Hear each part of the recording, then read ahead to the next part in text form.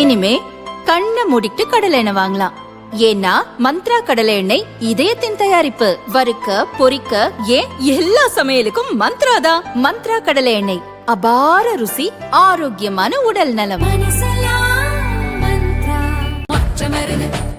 மக்களாட்சி வருது. நல்லாட்சினா எடப்பாடியார் தான். வாக்களிப்பீர் இரட்டை இலையே. தமிழக சட்டசபை தேர்தல் ஏப்ரல் 23 நடக்கவுள்ள நிலையில் தேர்தல் களம் சூடுபிடித்துள்ளது. தென்காசி ஆலங்குளம் தொகுதியில் திமுக வேட்பாளராக போட்டியிடும் மனோஜ் பாண்டியன் தீவிர வாக்கு சேகரிப்பில் ஈடுபட்டு வருகிறார். ஆனால் அவர் சொந்த கட்சியினரையும் கூட்டணி கட்சியினரையும் மதிப்பதில்லை என்ற புகார் ஆரம்பத்திலிருந்தே எழுந்து வருகிறது. சமீபத்தில் வேட்பாளர் மனோஜ் பாண்டியன் தனக்கு உரிய மரியாதை தரவில்லை, ஒருமையில் பேசுகிறார், கட்சிக்காரர்கள் முன் பிரச்சார வாகனத்திலிருந்து இறக்கிவிட்டு அவமானப்படுத்தினார் என்று கூறி கடகம் வடக்கு ஒன்றிய திமுக செயலாளர் மகேஷ் மாயவன் தனது பதவியை ராஜினாமா செய்தார். இந்நிலையில் ஆலங்குளம் நகர பகுதியில் திமுக வேட்பாளர் மனோஜ் பாண்டியன் வாக்கு சேகரிப்பில் ஈடுபட்டார். காங்கிரஸ், மதிமுக, கம்யூனிஸ்ட் உள்ளிட்ட கூட்டணி கட்சியினர் பிரச்சாரத்தில் பங்கேற்றனர். ஆனால் தேமுதிக சார்பில் யாரும் கலந்து கொள்ளவில்லை. இந்த பிரச்சாரத்தை அவர்கள் முற்றிலும் புறக்கணித்தனர். இதுகுறித்து தென்காசி தெற்கு மாவட்ட தேமுதிக செயலாளர் பழனிசங்கர் கூறியிருப்பதாவது: ஆலங்குளம் தொகுதியில் திமுக பிரச்சாரம் செய்வது குறித்த தகவலை எங்களுக்கு முறையாக தெரிவிப்பதில்லை. பிரச்சாரத்திற்கு சென்றாலும் ஒரு டீ கூட வாங்கி தருவதில்லை. தேமுதிக நிர்வாகிகள் அனைவரும் தங்களது சொந்த செலவிலேயே பெட்ரோல் போட்டுக்கொண்டும் உணவருந்திக் கொண்டும் பிரச்சாரத்திற்கு வருகின்றனர். உரிய மரியாதை அளிக்காததால் மனோஜ் பாண்டியனை ஆதரித்து பிரச்சாரத்தில் ஈடுபடவில்லை என தெரிவித்தார். பழனிசங்கர் பேசிய ஆடியோ சமூக வலைதளங்களில் வைரலாகி வருகிறது.